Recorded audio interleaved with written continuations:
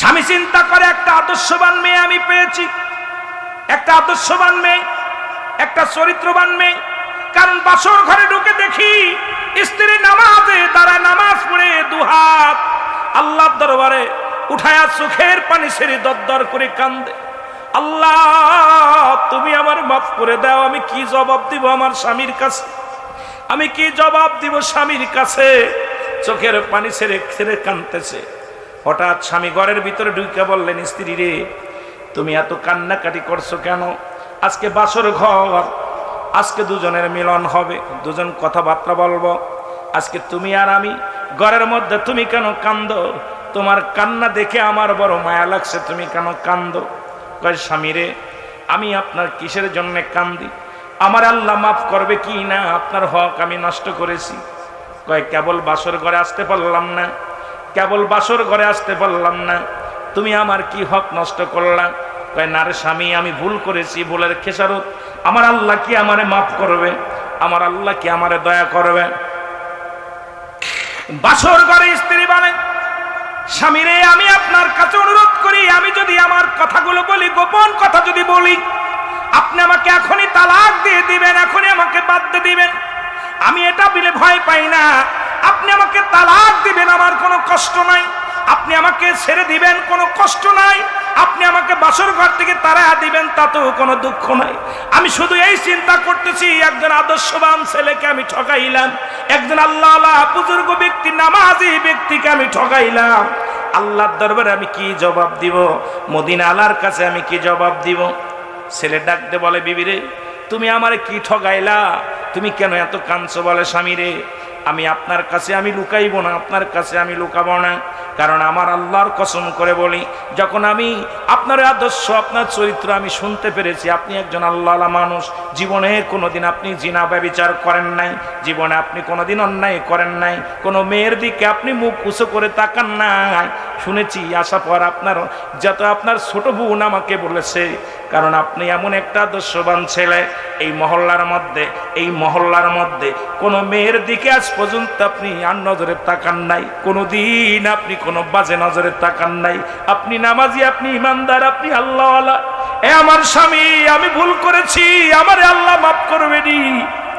তবু যদি মাফ না পাই, আপনি যদি আমারে মাফ না করেন, আমি জাহান্নামী হয়ে যাব, দুঃখ নাই, কিন্তু আপনার কাছে আমি মাফ চাই, আপনার কাছে আমি ক্ষমা চাই, আপনি আমারে মাফ করবেননি।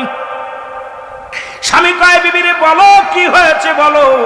বলে স্বামী রে আমি একটা চক্রান্তে পড়েছিলাম, একটা ছেলের সঙ্গে প্রেম করেছিলাম, প্রেম করার পর সে আমার ছলনা করে নিয়ে গেল, নিয়ে যাওয়ার পর গত সপ্তাহ হয়ে গেল, এই এক সপ্তাহ হয়ে গেছে বিয়ের আগে আমার সঙ্গে দেখা করার কথা বলে, আমার বিয়ের কথা চলতেছিল, উনি আমাকে বলল একটু দেখা করো। দেখা করার পর আমাকে ব্ল্যাকমেল করে নিয়ে যে আমার সঙ্গে শারীরিক মিলন হয়েছে। এখন ওই সন্তানের সন্তান, ওই যুবকটার সন্তান আমার গর্ভে প্রবেশ করেছে। এই ভয়ে আমি আপনাকে ঠগাইতেছি, যদিও এক সপ্তাহ হয়ে গেছে, এক সপ্তাহের সন্তান হয়তো 10 মাস 10 দিন পরে আপনারই হবে, মানুষ বলবে আপনার সন্তান। যদি 7 মাসও হয় মানুষ বলবে আপনার সন্তান, যদি 8 মাসও হয় মানুষ বলবে আপনার সন্তান। কিন্তু আমি যে আপনার ঠগাইতেছি, আল্লাহর আদালতে আমি কি জবাব দিব? আমি মদিনার কাছে কি জবাব দিব? এই ভয়ে আমি কাঁদতেছি, কারণ আপনার আমি ঠগাইলাম। আমি তো নিজে ভুল করেছি, আমি ইচ্ছাকৃত কোনো ভুল করি নাই, আমি ভুলের চক্রান্তের ভিতরে পড়ে গেছিলাম, আমি নিরুপায় হয়ে গেছিলাম, এই নিরুপায় হয়ে অপরাধ করে ফেলেছি, সেই অপরাধের ফসল আমার গর্বে। স্বামীরে এই কারণে আমি কি জবাব দিব? আপনার আমি ঠগাইলাম, আমার আল্লাহ কি আমারে মাফ করবে? আমার মদিনাওয়ালার দিদার কি আমি পাবো? কারণ আমি শুনেছি আমার নবী বলছে, অন্যের দোষটি ঢেকে রাখলে আল্লাহ তাআলা তার দোষটি ঢেকে রাখে। সুতরাং আমি আজকে স্বামী বলতেছে, ও বিবি, আমার নবী বলছে অন্য দোষটি যে ব্যক্তি ঢেকে রাখে আমি তার দোষটি ঢেকে রাখবো।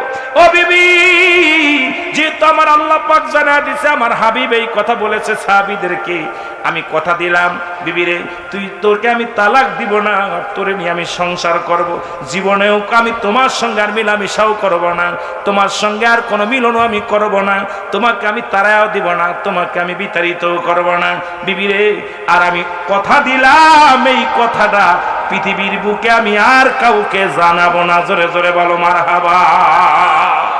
মুসলমান 1 মাস 2 মাস হয়ে গেল, সন্তান ডেলিভারি হবে। 2 মাস যখন হয়ে গেল, মানুষদের পার আগে ওই যুবক তার মাকে বাবাকে বুঝায় বলল, মা গো বাবা গো, তোমার বৌমাকে নিয়ে আমি অন্য একটা শহরে যেতে চাই। কয় মাসের জন্য নিয়ে গেলেন? মুসলমান শুনে নাও, 10 মাস 10 দিন পূর্ণ হয়ে গেল। এই দুনিয়ার মধ্যে সন্তান হলো, ছেলে হলো, একটা ফুটফুটে সন্তান হলো। এই সন্তানটা যখন হয়ে গেল, ওই ছেলে রাতের অন্ধকারে যখন ছেলে হলো, স্বামী যখন আসলো ঘরে ফিরে দেখে ছেলে সন্তান হয়েছে। ছেলেটাকে কোলের মধ্যে নিলেন, নিয়ে বড় আদর করলেন। আদর করে বললেন, বিবি রে আমার কোলের মধ্যে দাও, আমি একটু আদর করে দিই। এই আদর করার কথা বলে কোলের মধ্যে নিয়ে চলে গেলেন। যায় নিকটতম একটা মসজিদের বারান্দার মধ্যে ফেলে দিয়া রেখে দিয়ে উনি ফজরের নামাজে দাঁড়ায় গেছে। জোরে জোরে বলো আল্লাহু আকবার। ফজরের নামাজ শেষ, এদিকে বিবি চিন্তা আছে, ওই প্রথম রাত্রে সন্তান নিয়ে গেল, ফজরের রক্ত হয়ে গেল, এখনো পর্যন্ত ছেলে নিয়ে ফিরল না স্বামী। নিশ্চিত আমার ছেলেটা যার সন্তান, এই জন্য তাকে মেরে ফেলেছে। নিশ্চিত সে অবৈধ সন্তানের কারণে আমার স্বামী মেনে নিতে পারে নাই। ওকে নিশ্চিত মৃত্যু বউকে দিয়েছে, তাকে দুনিয়া থেকে বিদায় করে দিছে। ফজরের নামাজ বাদে মুসলমান শোনো, মুসল্লিরা সালাম ফিরেছে। সালাম ফিরে দেখে মসজিদের বারান্দায় একটা সন্তান, এই ছোট্ট একটা মাসুম বাচ্চা আছে। দৌড়ে যে ওই লোকটা তুলে নিলেন, যুবক তুলে নিলেন, হাতের মধ্যে নিয়ে বলেন, এই একটা ছেলে পাওয়া গেছে, তোমরা কেউ কি ছেলের সন্ধান জানো? এই ছেলেটা পাওয়া গেছে। এই ছেলেটা কে বা কারা রেখে গেছে? কোন সবাই বলেন এই ছেলে এখন কি উপায় হবে? যুবক বলেন, আপনারা যদি মনে কিছু না করেন, আমার বিবি আছে, আমারও ছেলে মেয়ে হয় না, যদি এই ছেলেটাকে লালন পালনের দায়ভার আপনারা আমাকে দেন, তাহলে আমি দায়িত্ব নিব আজ থেকে এই ছেলের বাবা হইয়া লালিত পালন পালন করব। জোরে জোরে চিল্লায় বলেন মারহাবা। মুসলমান শুনে নাও, ছেলেটাকে কোলে সবাই বললেন, ঠিক আছে, যেহেতু এই মুসল্লি চাচা ছেলেটাকে দিয়ে দিলাম, ওর মানুষ করবে, লালন পালন করবে। সকালবেলা উনি দৌড়ে যে বিবিরে দিয়ে সবাইকে জানায়, গ্রামের মানুষ জানলেন, সবাইরে জানায় দিলেন এই সন্তানটা মসজিদে পাওয়া গেছে। কেউ তার যারও সন্তান বলতে পারলো না। ওদিকে বিবি কেউ খুঁটা দিতে পারলো না, কেউ অবাদান, এই বিবি কেউ অসতী বলতে পারলো না। দৌড়ে যায়, ডাক দে বলে, বিবি রে আমার দেরি হয়ে গেছে, এই নাও তোমার কলিজার টুকরা সন্তান। কয় স্বামীরে সারা রাত নিয়ে রাখলাম। কয় নিয়ে রাখলাম এই কারণে রে বিবি, কারণ তোমার দিকে কেউ আঙ্গুল তুলবে না, আমার বাবা মা আঙ্গুল তুলবে না, আমার ভাই বাতি আঙ্গুল তুলবে না, কারণ এই সন্তান যে আমার, আমি তো এটাও কারোর কাছে জানালাম না, কেউকে টের পেতে দিলাম না, কারণ এই সন্তানটা যে অবৈধ সন্তান, তবু আমি তাকে লালন করে। সন্তান তো কোনো অপরাধ করে নাই, ভুল করেছে একটা, তুমি ভুল করেছো, ভুল করেছে সেই যুবকটা, সেই ভুলের খেসারত তো তুমি দিতে পারো না, আমি দিতে পারি না। এই মাসুম বাচ্চা তো কোনো ভুল করে না, এই মাসুম বাচ্চাটাকেও বিবি আজ থেকে পালিত পুত্র হয়ে আমাদের থাকবে।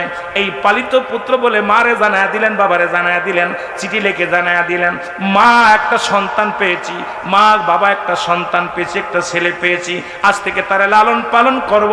তুমি আমি জানলাম এটা তোমার ওই, তুমি জানো তোমার ওই স্বামীর সন্তান, আমি জানি তোমার গর্বের সন্তান, আমাদের মধ্যে সীমাবদ্ধ থাকবে। দুনিয়ার মানুষ জানবে এটা পালক সন্তান।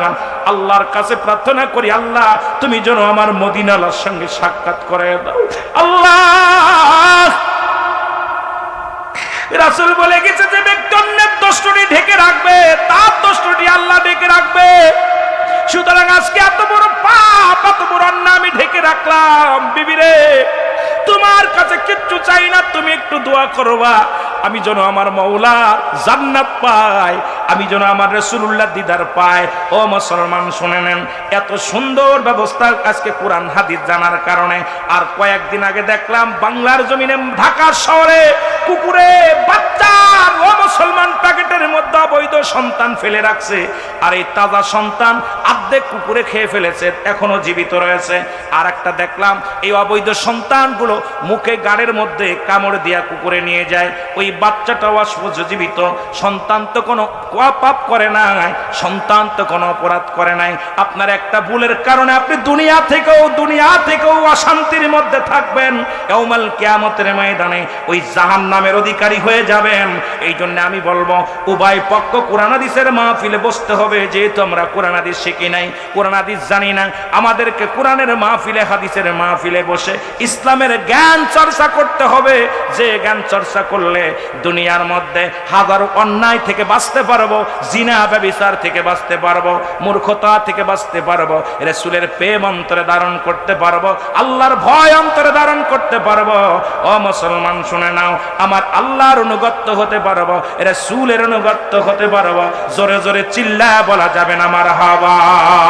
এ দুনিয়ার মুসলমান শোনো, আমি যে কথাগুলো বলতেছিলাম, এখন আমার দেশের ফতুয়াবাজির অভাব নাই। দুজন মহিলা পুরুষের জান্নাতের দরকার আছে, মহিলাদের জান্নাতের দরকার আছে কি নাই? জোরে বলেন আছে কি নাই? মহিলাদেরও জান্নাতের দরকার আছে, আমার মারাও জান্নাতের দরকার আছে। এখন আমার মারা বোকা মানুষ বিলে তাদেরকে ঠগান। বাংলাদেশের জাতীয় পাখির নাম কি? জাতীয় পাখির নাম দোয়েল।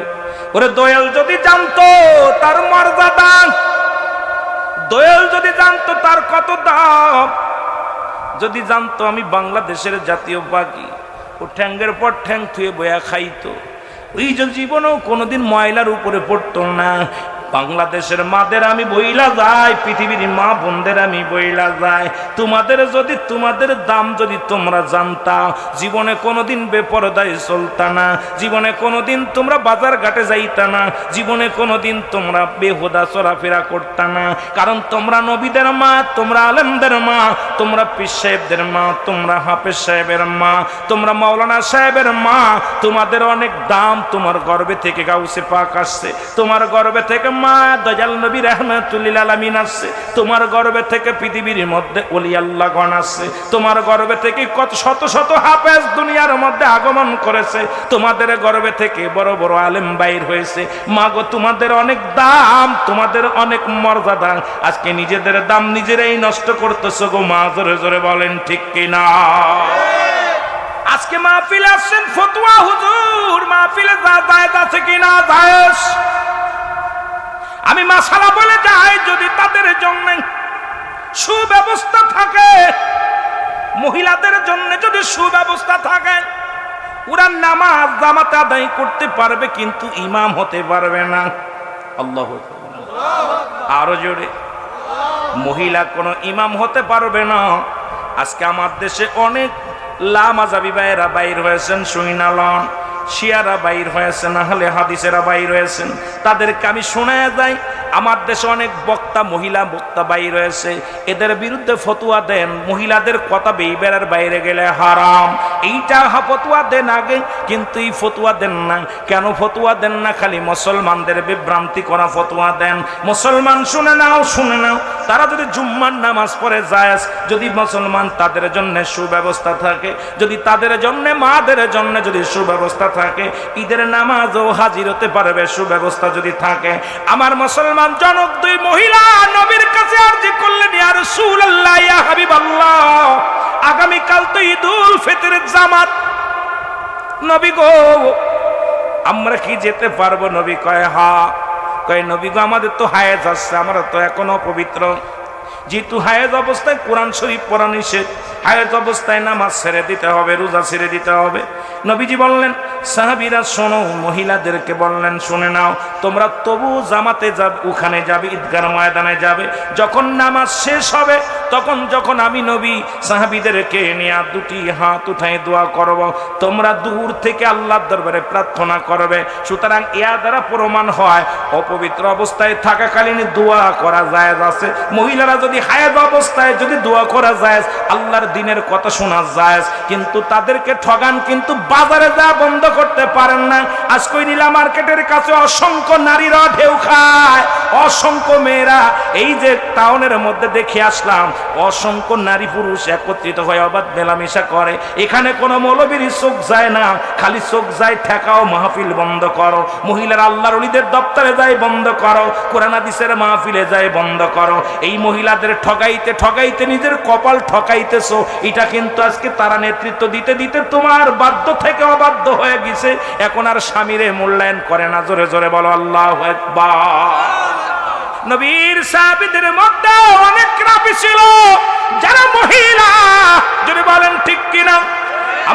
আয়েশা সিদ্দিকা রাদিয়াল্লাহু তাআলা আনহা ওনার থেকে অসংখ্য হাদিস মুখস্থ ছিলেন। সুতরাং আমি চাই আজকে একটা আদর্শবান মা, যারা শিক্ষা নিচ্ছে, ইসলামের জ্ঞান যাদের মধ্যে আছে, যাদের মধ্যে ইসলামের বিধান আছে রে মুসলমান, যাদের মধ্যে কোরআন হাদিসের মাকিয়াস, যাদের নিম্নতম, যাদের ভিতরে জ্ঞান আছে, এই মা কোনো স্বামীর সঙ্গে খারাপ ব্যবহার করতে পারে না।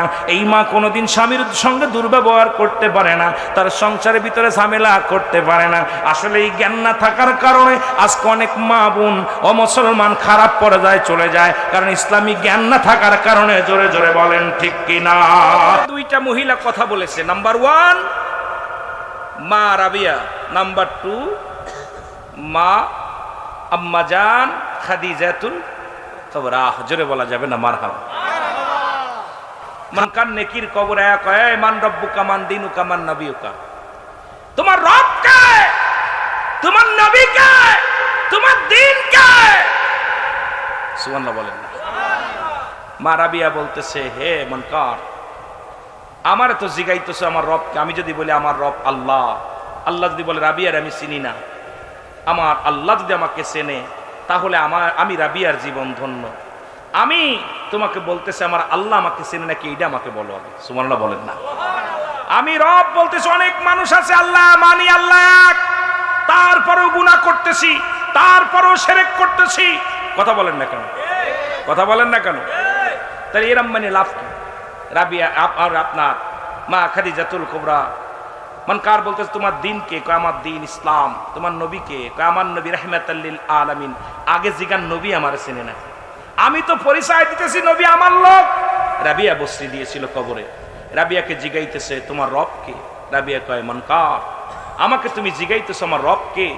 আমার রব আমি আল্লাহ যদি বলি, আমার আল্লাহ যদি আমি রাবিয়ার না চেনে, আমার জীবন বরবাদ।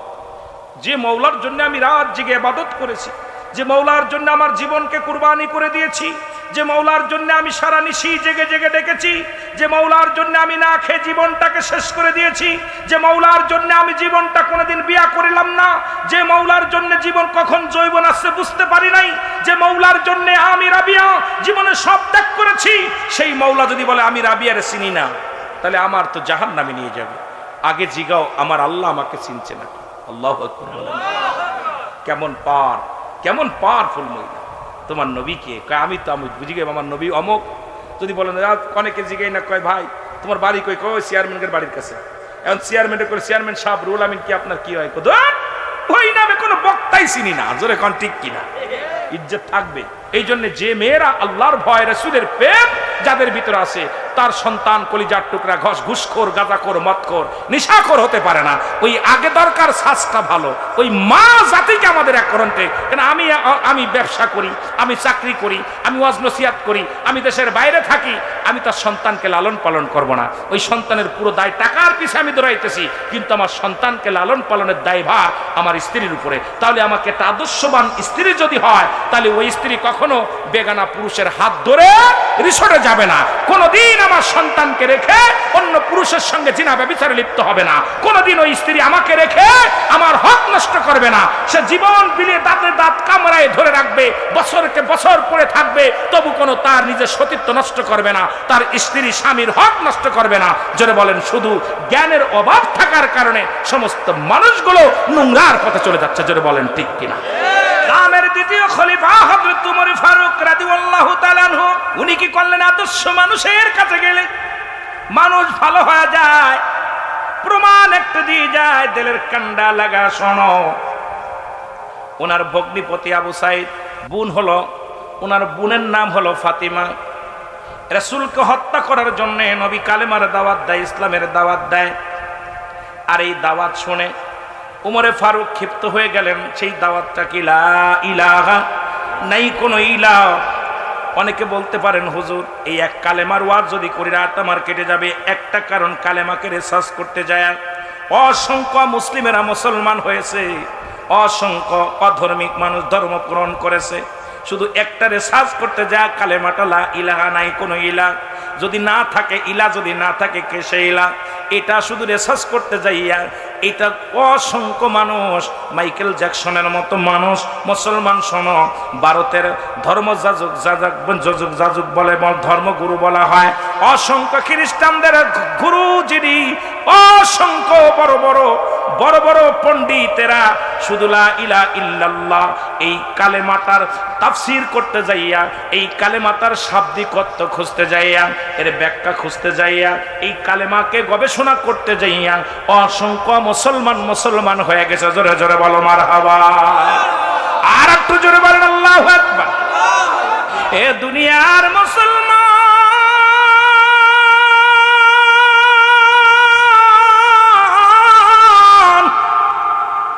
বলতেছিলাম ওই দ্বিতীয় খলিফা, ইসলামের দ্বিতীয় খলিফা আমিনুল মুমিনিন হযরত উমরের খাত্তাবের বেটা উমরের কথা মনে আসেনি বাবা? কথা বলেন, মনে আছে কি না? ও মুসলমান, হযরত উমর কালেমা তখন পড়ে নাই, তখন রাসূলের দুশমন, ইসলামের দুশমন। ওমর কি বললেন? আরে মুহাম্মাদের কল্লা শিরচ্ছেদ করার জন্য নেই। হযরত উমরে ফারুক রওনা হয়ে গেলেন, তখনও হযরত উমর হয় নাই, শুধু খাত্তাবের বেটা উমর খোলা তরবারি নিয়ে রাসূল কাত্তা করতে গেছে। এ মুসলমান শোনো না, পথের মধ্যে খবর আসলো, উমর তুমি কোথায় যাও? কই যাইতেছি? কোথায় যাচ্ছি? মুহাম্মাদের কল্লা শিরচ্ছেদ করতে। কোথায়? আব্দুল্লাহর বেটা মুহাম্মদ। ও কোন কালেমা পাইছে, সে নাকি আল্লাহর প্রেরিত রাসূল, যার বাবা নাই, যার মা নাই, একজন গরিব মানুষ, সে কেমনে নবী হয়? আব্দুল্লাহর বেটা মুহাম্মদ এই পৃথিবীর মধ্যে সে তিন, তার মারে হারাইছে, বাবারে হারাইছে। যখন গর্ভে ছিল, শুনেছি গর্ভে থাকতে তার বাবা দুনিয়া থেকে বিদায় হয়ে গেছে। যখন সে দুনিয়ার মধ্যে আগমন করেছে, তখন তার মা দুনিয়া থেকে বিদায় হয়ে গেছে। আমার আল্লাহ বলেন, শুধু বান গল্প নয়, আল্লাহ বলে হাবিবদের জানা, আল্লাহ আমার নবীরে জানে, আলাম ইয়াজিদকা ইয়াতীমান ফা। আল্লাহ ডাকতে বলে, হাবিব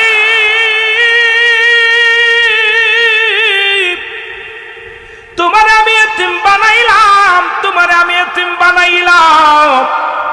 আমার নবী কেমন এতিম ছিল গো? পৃথিবীর মধ্যে এমন এতিম ছিলেন, যখন 6 মাস গর্ভে মায়ের দুনিয়া থেকে বাবা বিদায় হয়ে গেছে, এই দুনিয়ার মধ্যে যখন 6 বছর বয়স, রাসূলুল্লাহর মা চির বিদায় হয়ে গেছে। নবীর বয়স যখন 6 বছর 6 মাস, দাদা আবু তালিব চির বিদায়, আব্দুল মুত্তালিব বিদায় হয়ে গেছে। চাচা আবু তালিবের কাছে লালিত পালিত হয়। এমন এতিম, ও মায়ার নবী গো, তোমার মতো এতিম আর দুনিয়ার মধ্যে কেউ নাই গো নবী। নবী গো, আপনার প্রেমের মালা গলায় পড়লা। নবী গো, আবার তামাম পৃথিবীর রহমত আল্লাহ তোমারে দান করেছে। আমার আল্লাহ বলে, মা আরসালনাকা ইল্লা রাহমাতাল লিল আলামিন। জোরে জোরে চিল্লায়া বলেন মারহাবা। এ মুসলমান শোনো না, আবার তামাম পৃথিবীর রহমত দান করলেন আমার আল্লাহ, আমার হাবিবকে দান করলেন, যিনি পৃথিবীর মধ্যে এমন এতিম নবীরে আমার আল্লাহ তাআলা তামাম পৃথিবীর বাদশাহী দান করেছেন।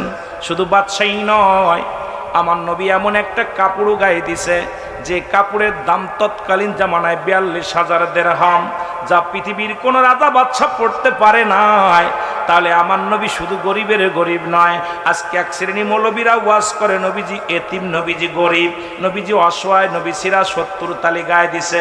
আরে মৌলবী সব শোনো, আমার নবী শুধু এতিম ছিল না, আমার নবী মুসলমান, আমার নবী শুধু গরিব ছিল না, আমার নবী 70 তালি কাপড় শুধু গায়ে দেয় নাই, আমার নবী এত দামি কাপড় গায়ে দিছে পৃথিবীর কোন রাজা বাদশা পড়তে পারে নাই। তৎকালীন জামানায় 42,000 দিরহাম। এখন বলেন আজকের জামানায় কত তার দাম?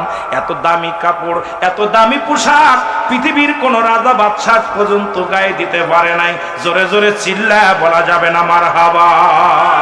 খাত্তাবের বেটা উমর বলে, আব্দুল্লাহর বেটা মুহাম্মদ কেমনে নবী হয়? আর উনি মানুষদেরকে জানায় আল্লাহ ছাড়া কোনো মাবুদ নাই, কোনো ইলাহ নাই। আল্লাহর প্রেরিত রাসূল বা বান্দা হলো উনি। সবাইকে শিখাইলা ইলাহা নাই, কোনো ইলাহা ইল্লাল্লাহ, এক আল্লাহ ছাড়া। মুহাম্মাদুর রাসূলুল্লাহ আল্লাহ পাকের প্রেরিত রাসূল বা বান্দা, রাহমাতুল লিল আলামিন। আব্দুল্লাহর বেটা মুহাম্মাদের গর্দান শিরচ্ছেদ করে দিব, এই দুনিয়ার মধ্যে সেই বড় আশা নিয়ে খোলা তরবারি নিয়ে রওনা হয়ে গেছি।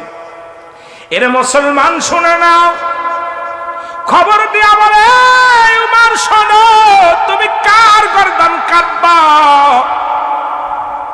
তুমি কি তোমার ঘরের খবর রাখছো নি? কয় কি খবর? কই তোমার আপন ভগ্নিপতি, তোমার ভগ্নি, তোমার মুসলমান, তোমার বোন এবং ভগ্নিপতি দুজনেই কালেমা পড়ে মুসলমান হয়ে গেছে। জোরে জোরে চিল্লায় বলা যাবে না মারহাবা? আরো জোরে।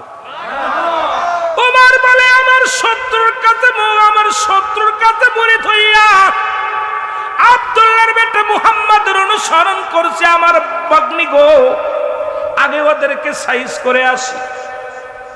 খোলা তরবারি নিয়ে রওনা হলেন বোন জামার বাড়ি। যে ঘরের দরজায় দাঁড়াইছে, ভিতর থেকে মুসলমান কুরআনুল কারীমের আওয়াজ শুনতে পায়। আল্লাহু আকবার। মুসলমান জোরে জোরে চিল্লায় বল আল্লাহু আকবার। কুরআনুল কারীম থেকে পাঠ শুনে গো।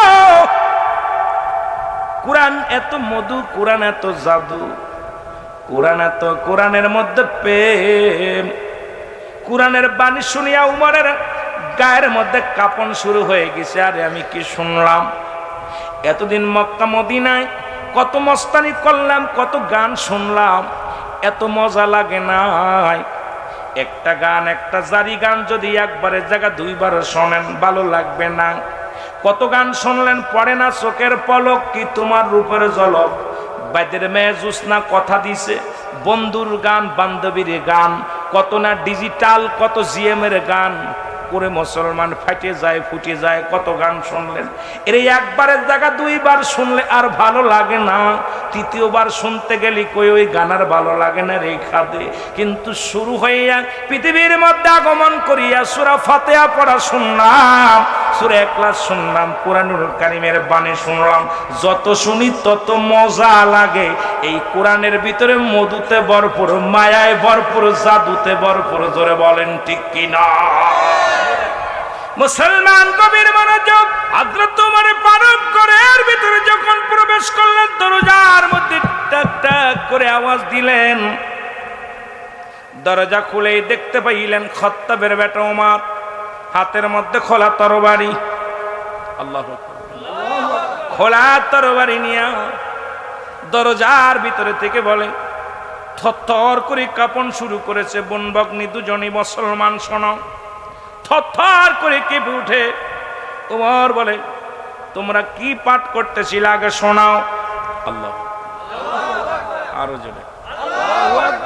কি পাঠ করতেছিল শোনাও। বোনে বলে, বাইরে তুমি এখন এমন সময় ঘরের মধ্যে হাজির হয়ে গেলাম। বউনাই বলেন, ওমর তুমি ঘরের ভিতরে প্রবেশ করলা, আমরা কিছু বলতেছিলাম না। কই না, আমি শুনেছি ঘরের বাইরে থেকে তুমি কি পাঠ করতেছিলে, সেই বাণীগুলো শোনাও। কয় শোনাতে পারি, একটা শর্ত আছে। শর্তটা হলো তুমি গোসল করে আসো, পবিত্র হয়ে আসো, ওযু করে আসো। কারণ এই বাণী শুনতে হলে, এই বাণী শুনতে হলে, পড়তে হলে উভয়কে পুত পবিত্র লাগবে। তুমি পুত পবিত্র হয়ে আসো, এরপরে আমি শোনাইব। জোরে জোরে চিল্লায় বলেন আল্লাহু আকবার। এ মুসলমান শুনে নেন, হযরত ওমর ফারুক গোসল করে আসলেন, ওযু করে দিলেন, পুত পবিত্র হলেন। ওমরের বোন, ওমরের ভগ্নিপতি সূরা তাহা আলোচনা করে সূরা তাহা পাঠ করা শুরু করলেন। একবারে প্রথম থেকে শুরু করলেন। ও মুসলমান, তাহা, এই তাহা যখন আলোচনা পড়লেন, ওমরে ফারুকের গা থরথর করে কেঁপে উঠলেন, ঘাম ঝরতে লাগলেন, দৌড়াইতে লাগলো। এই বাণী যিনি নিয়ে যার কাছে আসছেন, যিনি এই বাণী শোনাইছে, আর দেরি নয়, আমি যাব সেই রহমতের নবী রাহমাতুল লিল আলামিনের কদমের মধ্যে। জোরে জোরে চিল্লায়া বলা যাবে না মারহাবা। তোমরা এমন একজন নবী পাইবা না, শোনো ভবের মাওলানা, শোনো ভবের মাওলানা, তোমরা এমন একজন নবী পাইবা না, হায় হায় এমন একজন। ওরে যার কদমে হইলে নিসার, যার কদমে হইলে নিসার, ভাবনা তারও থাকবে না। তোমরা শোনো না, এমন একজন নবী পাবি না। তোমরা জানো না, এমন একজন নবী পাবি না। ভবের মাওলানা রে, এমন একজন নবী পাবি না। জোরে বলেন মারহাবা। যে নবীজিরি দেখলে নূর খানা, ওরে যে নবীজিরি দেখলে নূর খানা, পাগল কত জাতি, যার কদমে লুটে আছে সংহুর গেলে মান কত জাতি, যার কদমে লুটে আছে কত হুর গেলে মান জাতি। এর নবীজিকে যে পাইল, নবীজিকে যে পাইল, রইল না তার ভাবনা, গায় গায় নবীজিকে যে পাইল, থাকলো না তার ভাবনা। বাবের মাওলানা এমন একজন নবী পাবি না, তোরা এমন একজন নবী পাবি না। ঘরে যার কদমে হইলে নিসার, আর যার কদমে হইলে নিসার, ভাবনা তবু রবে না তার ভাবনা, ভাবে রবে না। এমন একজন নবী পাবি না, তোরা এমন একজন নবী পাবি না। জোরে জোরে বলো মারহাবা। একটু জোরে জোরে চিল্লায়া বলা যাবে না আল্লাহু আকবার। রাসূলুল্লাহর কদমের মধ্যে তরবারি নিয়ে রওনা হয়ে গেল। খবর আসলো আব্দুল্লাহর বেটা মুহাম্মদকে হত্যা করার জন্য হযরত উমর খাত্তাবের বেটা উমরে ফারুক খোলা তরবারি নিয়ে আসতেছেন। রাসূলকে যে সংবাদ দিলেন, ইয়া রাসূলুল্লাহ, ইয়া হাবিবাল্লাহ, চাও? বলে হুজুর সর্বনাশ, খাত্তাবের বেটা উমর খোলা তরবারি নিয়ে আপনার দিকে তেড়ে আসছে, আপনাকে হত্যা করবে। সে দুষ্ট মানুষ, খারাপ মানুষ। আমার নবী বলে আসতে দাও।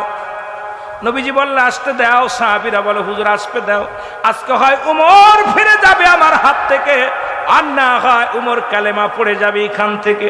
আজকে উমর যদি আমার রাসূলুল্লাহর সামনে আসে বেয়াদবি করে, আমরা নবীর গোলামেরা কসম করে বললাম উমরকে আর এইখান থেকে ফিরে যেতে দিব না। নবীজি বললেন তোমরা উমরের সঙ্গে কেউ খারাপ ব্যবহার করবা না, কেউ উমরকে ধমক দিবা না, আসতে দাও, তাকে সম্মানের সাথে আসতে দাও। নবীর সাহাবীরা যার যার পজিশন নিয়ে নিলেন, সবাই তরবারি নিয়ে দাঁড়াইছে যে রাসূলুল্লাহর সঙ্গে যদি উগ্রপন্থী কথা বলে, নবীর সঙ্গে যদি দুর্ব্যবহার করে, এই দুনিয়া থেকে চিরবিদায় করে দিবে খাত্তাবের বেটা উমরকে। সবাই তরবারি নিয়ে দাঁড়ায় আছে। মুসলমান শুনে নাও, রাসূলের কদমের মধ্যে উমর হাজির হয়ে গেলেন। নবীজির সামনে যে দাঁড়া গেলেন বুবা মানুষের মতো, খোলা তরবারি হাতের মধ্যে। নবীর মুখের দিকে তাকাছে, রাসূলুল্লাহ মুখের দিকে তাকায় আছে। মুসলমান শুনে নাও, নবীজি ওমরের কলাটের মধ্যে ধরে বলে, উমর কিসের জন্য আসছো, কি বলতে চাও? উমর বলে, ইয়া রাসূলুল্লাহ, ইয়া হাবিবাল্লাহ, আমি এতদিন আপনাকে এইরকম দেখি নাই। যাকে দেখলে ভিতরের যন্ত্রণা দূর হয়ে যায়, যাকে দেখলে পৃথিবীর সমস্ত যন্ত্রণা দূর হয়ে যায়, আর সেই মানুষটার সঙ্গে আমি বিদ্রোহী করেছি। ইয়া রাসূলুল্লাহ, ইয়া হাবিবাল্লাহ, আমার বড্ড ভুল হয়ে গেছে। নবী গো, আজকে তরবারি নিয়া আপনাকে আমি হত্যা করতে আসি নাই। এই তরবারি ছুঁড়ে ফেলে দিলেন, নবীজির কদমের মধ্যে উমর পড়ে গেলেন। উমর হাউমাউ করে কান্দে আর বলে, ইয়া রাসূলুল্লাহ, ইয়া হাবিবাল্লাহ, আমাকে আর ফিরা দিবেন না, আমাকে আর দূরে সরাইয়া দিবেন না। আমি আরো মুসলিম থাকতে চাই না, আমি কালেমার মালা পড়ে মুসলমান হয়ে যেতে চাই। লা ইলাহা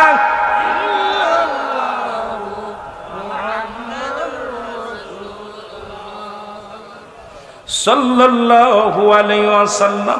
জোরে জোরে চিল্লায়া বলা যাবে না মারহাবা? এ মুসলমান শুনে নাও, হযরত ওমর যখন কালেমা পড়লেন, কালেমা পড়ার সঙ্গে সঙ্গে ইসলামের বিজয় ঝান্ডা বেজে উঠলো।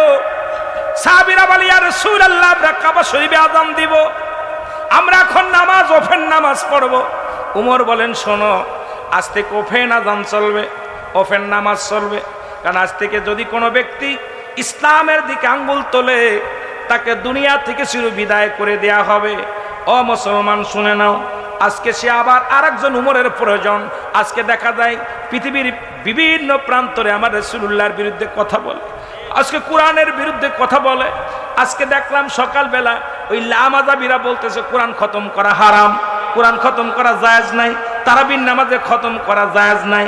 এ মুসলমান শুনে নাও, ভালো করে শুনে নাও, বড় লজ্জাজনক ব্যাপার। কোথায় ফতোয়া লাগাইছে, এই লামাযাবিরা দেশটারে শেষ করতেছে। মুসলমান শুনে নাও, এই শিয়া সম্প্রদায় আজকে পৃথিবীটাকে শেষ করতেছে। মুসলমান, আরে আশ্চর্য হয়ে গেলাম, এই সমস্ত বেঈমানের দলেরা শুনলাম কেউ কেউ বলতেছে, আপনারা তাদের নাম জানেন? অনেক শায়েখ বলে, শায়েখ কোনো দলিল না, দলিল হলো কোরআন, দলিল হলো হাদিস, দলিল হলো ইজমা, দলিল হলো কিয়াস। এখন আপনারা শায়েকের প্রেমে পড়ে গেছেন, এই শায়েকদের জন্য জাহান্নামে চলে যাবেন। এক শায়েক বলতেছে মুসলমান পায়খানায় বসে সালাম দেওয়া জায়েজ, সেই দলের লোক আপনাদের আশপাশে বেশি বেশি ঘোরাঘুরি করে, কয় বাথরুমে বসে পড়ে কুরকি করা সালাম দেওয়া জায়েজ। জোরে বলেন না নাউজুবিল্লাহ। আল্লাহ বলেন যে কোরআন, যালিকাল কিতাবু লা রাইবা ফীহি। আল্লাহ বলেন যার মধ্যে কোনো সন্দেহ নাই, যার ভিতরে কোনো, যার মধ্যে কিঞ্চিত পরিমাণ সন্দেহ নাই, সেই কোরআনের বলতেছে। কোরআন আবার এক শায়েখ বলতেছে কোরআনের ভিতরে অধিকাংশ আয়াত ভুল আছে, নাউজুবিল্লাহ বলেন। আল্লাহ বলেন কারামান, আল্লাহ বলেন হুদাল লিল মুত্তাকিন। এই কোরআন সাধারণ মানুষের জন্য আসে নাই, একমাত্র হেদায়েত প্রাপ্ত বান্দাদের জন্য হলো কোরআন। এখন মুসলমান শোনো, আজকে আমাদের দেশে অসংখ্য কোরআনের পণ্ডিতেরা, তারা কোরআনকে রিসার্চ করতে করতে যায় তারা জানোয়ার হয়ে গেছে। জোরে বলেন ঠিক কিনা? এই শিশু দেখলাম ঘরের মধ্যে পায়খানা করছে, প্রস্রাব করেছে, ওই শিশু ক্ষুধার যন্ত্রণায় মা মা করে চিৎকার মেরেছে। ওই জাহিলা জামানা কেমন মা, মা সন্তানের কান্না। পৃথিবীর মধ্যে যদি সিজার হয়, যদি কষ্ট করে ডেলিভারি সন্তান হয়, সন্তান যদি কানা হয়, সন্তান যদি বোবা হয়, সন্তান যদি খোড়া হয়, তবু মা দেখে দুনিয়ার সব দুঃখ ভুলে যায়। পশুগুলো দেখে ওকে শিক্ষা নেওয়া যায় না। ওই পশু বাচ্চা প্রসব হয়, পশু বাচ্চা যখন দুনিয়ার মধ্যে আগমন করে, ওই মা বাচ্চাটাকে বাঁচানোর জন্য মা সংগ্রাম করে। দেখেছি ডিসকাভারিতে কত মেষগুলো, কত মুসলমান হরিণগুলো নিজের জীবন দিয়া গেছে বাচ্চারে বাঁচানোর জন্য। ওই বাচ্চাটা যখন, ছোট্ট বাচ্চাকে যখন হিংস্র প্রাণী বাঘ যখন আক্রমণ করেছে, মা জননী বাচ্চাকে বাঁচানোর জন্য জীবনটা কুরবানি করে দিয়ে গেছে। নিজের ভয় করে নাই, মরণের ভয় করে নাই, পরোয়া করে নাই, মা জননী জীবন দিয়ে গেল। আর আজকে বাংলার জমিনে 16 মাসের মাসুম বাচ্চাকে ঘরে বন্দি করে নিজের দেহ ব্যবসার জন্য, নিজের শারীরিক চাহিদা মেটানোর জন্য নিজের মাসুম বাচ্চাকে বন্দি করে চলে গেল। বাদান ফলাফল হলো, এসে দেখে সন্তান মারা গেছে মুসলমান। ওই 16 বছরের বাচ্চা শুকায়া কঙ্কাল হয়ে গেছে।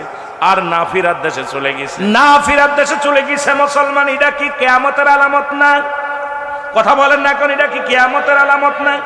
সন্তানের প্রতি আমরা দেখেছি অনেক স্বামী পরিত্যাগ হয়েছে, স্বামী ছেড়ে দিছে স্ত্রীকে, স্ত্রী সন্তানের মুখের দিকে তাকাইয়া পরের বাড়ি কাজ কাম করেছে, বাড়িতে বাড়িতে ভিক্ষা করেছে, চেয়ে চিনতে খেয়েছে, স্বামী ছেড়ে দিলেও বাচ্চাকে ছাড়ে নাই। ওই মেয়ে বাচ্চা হোক আর ছেলে বাচ্চা হোক, মা তার আসলের নিচেই রেখে তারে লালন পালন করেছে। ওই সন্তান বড় হয়ে তবু কষ্ট দিছে, তাও কিন্তু মা তারে বলে নাই। আর আজকে এমন নিষ্ঠুর জামানা, এমন নিষ্ঠুর পৃথিবী চলতেছে, আজকে আমার দেশের মুসলমান অসংখ্য নারীরাও সমুদ্র সৈকতে চলে যায়, ছোট ছোট বাচ্চাদেরকে রেখে ওই রকম তারাও চলে যায়, মাসুম বাচ্চাদেরকে ঘরে রেখে। আমি বলি মুসলমান শুনে নাও, এটা কিয়ামতের আলামত। চারিদিক থেকে গজব শুরু হয়ে গেছে, এখনো সময় আছে। ঈমান নিয়ে কবরে যার চিন্তা করো, দুনিয়ার রং তামাশা ছেড়ে দাও, দুনিয়ার রং তামাশা ছেড়ে দিয়ে আল্লাহ আল্লাহ রাসূলের ভালোবাসার মধ্যে তুমি ঢুকে যাও। দুনিয়া থেকেও শান্তি পাবা, আখিরাতেও শান্তি পাবা। জোরে জোরে চিল্লায় বলেন আল্লাহু আকবার। আমার ভাইয়েরা, আমার বন্ধুরা, আমার যে কথাগুলো বলতেছিলাম শোনেন। আল্লাহ বলে হাবিব আমি আল্লাহ এক। আল্লাহ বলেন কুল হুয়াল্লাহু আহাদ। আমার সাথে পড়েন না, কুল হুয়াল্লাহু আহাদ আল্লাহুস সামাদ লাম ইয়ালিদ ওয়া লাম ইউলাদ ওয়া লাম ইয়াকুল লাহু কুফুয়ান আহাদ। এ মুসলমান শুনে নেন, যখন মক্কা মদিনার বুকে আমার রাসূল ডাকলেন কালেমার জন্য, ইসলামের জন্য, আল্লাহর বিধান মানার জন্য, অসংখ্য মানুষের যখন দাওয়াত দিতে লাগলেন, মূর্তি পূজারীদেরকে দাওয়াত দিতে লাগলেন, যখন প্রতিমা পূজারীদের যখন দাওয়াত দিতে লাগলেন, চন্দ্র পূজারীদের যখন দাওয়াত দিতে লাগলেন, তখন এই আল্লাহ পাক আমার হাবিবরে জানায়া দেয়, হাবিবরে আপনি ওদেরকে জানায়া দেন ওরা এগুলো যেন ছেড়ে দেয়। আমি আল্লাহ এক, যেন ফিরে আসে আমার দিকে। আমি আল্লাহ এক, আমার দ্বিতীয় কেউ নাই, শরীক যেন না করে। কারণ যখন চন্দ্র পূজা করে, চন্দ্রের কাছে সাহায্য চায়, তখন আমার চাইতে চন্দ্রের কাছে শরীক হয়ে যায়। ওটা আমার শরীক নয়, কারণ পৃথিবীর মধ্যে আমি আল্লাহ কাউকে জন্ম দিই নাই, কারো থেকে জন্ম নেই নাই। আল্লাহু আকবার বলো না। আল্লাহর কোন ছেলে মেয়ে আছে? জোরে বলেন আছে?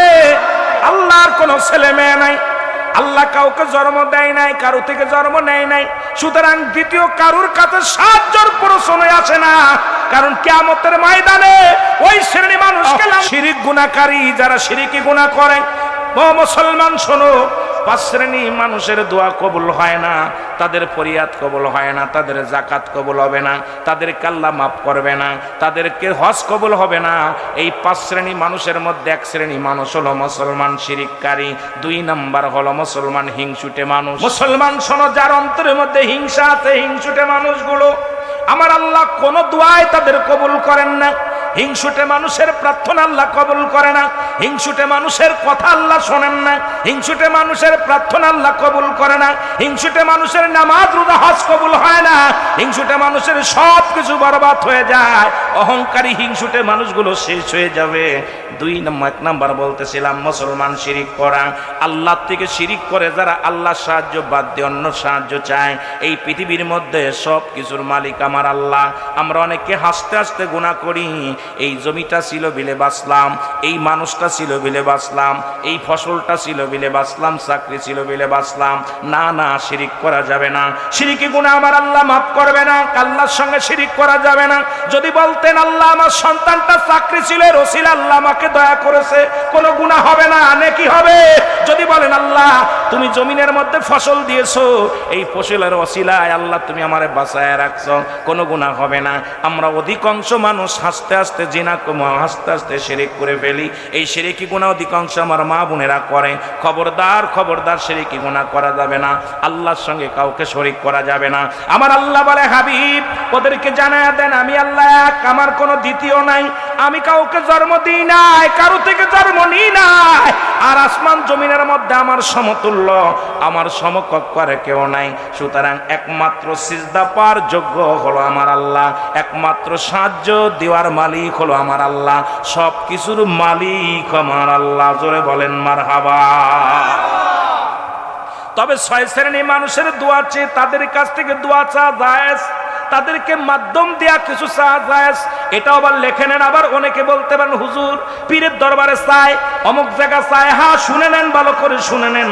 6 শ্রেণীর মানুষের মাধ্যম দিয়া দোয়া চাওয়া জায়েজ। ও বাবারা শুনে নেন, পূর্বাঞ্চলের মানুষেরা শোনো। 1 নাম্বার হলো নবীগণ। নবীগণ যদি দোয়া করে কোনো ব্যক্তির জন্য, যদি নবীগণ প্রার্থনা করে, যদি তার পক্ষে চলে যায়, তার কপাল খুলে যায়। 2 নাম্বার হলো মুসলমান নবী অলিগণ। 3 নাম্বার আলেমগণ। 5 নাম্বার উলামাগণ। মুসলমান শুনে নেন, নবীগণ, অলিগণ, গাউসগণ, কুতুবগণ, আলেমগণ, উলামাগণ, এই 6 শ্রেণীর মানুষ নামগুলো লিখে নেন। 1 নাম্বারে কাজে লাগবে যদি কোনো ব্যক্তি জানতে চায়। নবীগণ, ও মুসলমান শুনে নেন, নবীগণ, অলিগণ, গাউসগণ, কুতুবগণ, মুসলমান, আলেমগণ, উলামাগণ। যদি কোনো হাফেজ সাহেব, কোনো মৌলানা সাহেব ভালো আমলদারি ব্যক্তি হয়, যদি বলেন আল্লাহ ওই আলেম সাহেবের খাতিরে আমাকে তুমি দয়া করো আল্লাহ, আমার মন বলে অমুক ব্যক্তি নিষ্পাপ, অমুক ব্যক্তি মাসুমের মাসুম, হাফেজ সাহেব বড় বুজুর্গ মানুষ, মুফতি সাহেব বড় বুজুর্গ মানুষ, আমরা আল্লাহর ওলিদের কাছে চাই, আল্লাহর ওলিদের কাছে যাই। আবার অনেকে বলতে পারেন হুজুর পীর সাহেবের কাছে চা জায়েজ নাই, কেমনে চাইবি শুনে ল। আল্লাহ, আল্লাহর ওলির খাতিরে তুমি আমার এই আশাটা পুরা করো। অবশ্যই করবে, আমার আল্লাহ তা পুরা করবে। মুসলমান শুনে নেন, এই জন্যই 6 শ্রেণীর মাধ্যমে আল্লাহর কাছে প্রার্থনা করা, আল্লাহর কাছে চাওয়া জায়েজ। জোরে জোরে চিল্লায় বলা যাবে না মারহাবা। যারা আল্লাহর ভয় করে, যাদের ভিতরে, মুসলমান শুনে নাও, মুসলমান, আতিউল্লাহ আতিউর রাসূল, যারা আল্লাহর অনুগত্য করে, আমার আল্লাহর অনুগত্য করে, আতিউর রাসূল, রাসূলের অনুগত্য করে, রাসূলের দ্বীনের পথে চলে, আল্লাহর দ্বীনের পথে চলে, যারা শিরিক করে না, জীবনে গীবাত করে না, পরনিন্দা করে না, দুনিয়ার মধ্যে নামাজ ছাড়ে না, যারা হালাল খায়, দুনিয়ার মধ্যে বেগানা পুরুষ বেগানা মহিলার সঙ্গে চলাফেরা করে না, দুনিয়ার মধ্যে তাদের মুখটা পবিত্র, তাদের অন্তর পবিত্র, এই অন্তর প্রসিদ্ধ মার্কা মানুষের মাধ্যম দিয়া আল্লাহর কাছে 1000 বার চাওয়া যায়। জোরে জোরে বলো মারহাবা। আর একটু জোরে বলা যাবেন আল্লাহু আকবার। আল্লাহর অনুগত্য যারা করে, দুনিয়ার কোন মানুষের অনুগত্য করে না। একমাত্র আল্লাহ বাঁচায়, আল্লাহ খাওয়ায়, আল্লাহ মারে, আল্লাহ বাঁচান, আল্লাহ জান্নাতে দিবে, আল্লাহ জাহান্নামে দিবে, সব কিছুর মালিক কে? এই চিন্তাধারা যার ভিতরে ঢুকছে, একটু মহব্বতে বলেন আল্লাহু আকবার। ও নবী গো, সালাত সালাম জানাই, সালাত সালাম জানাই আপনার পরে, বলো সালাত সালাম পরে। ও নবী গো, আমরা, ও গো আমরা গুনাহগার, গো নবী আমরা গুনাহগার, বলো আমরা গুনাহগার গারে। ও নবী গো, ও নবী, ও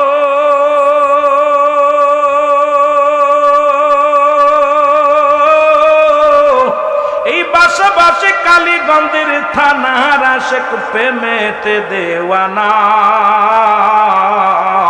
লইয়া জগ দয়াল নবী, লইয়া জগ দয়াল নবী, দেখব নূরের রওজা।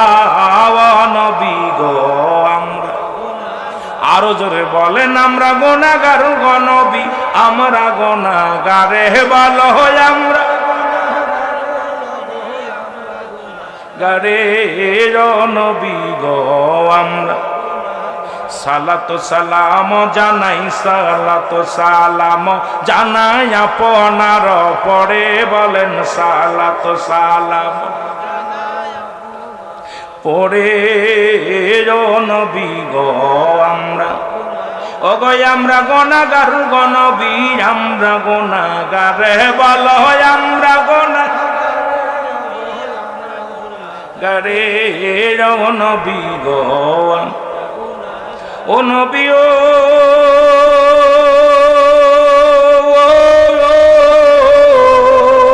এই পূর্ব অঞ্চল গাজীপুরের আশেকেরা কাঁদে,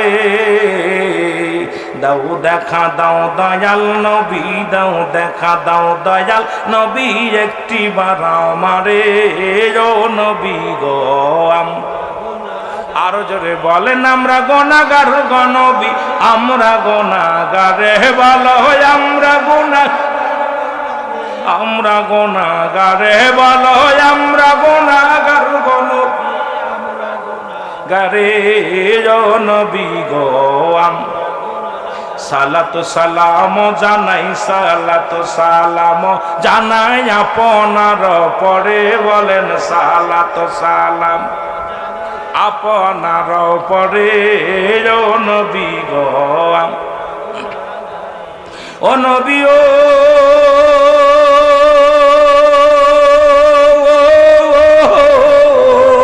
ওর মদিনাতে আছেন আপনি এতিম বানায়ে ও নবী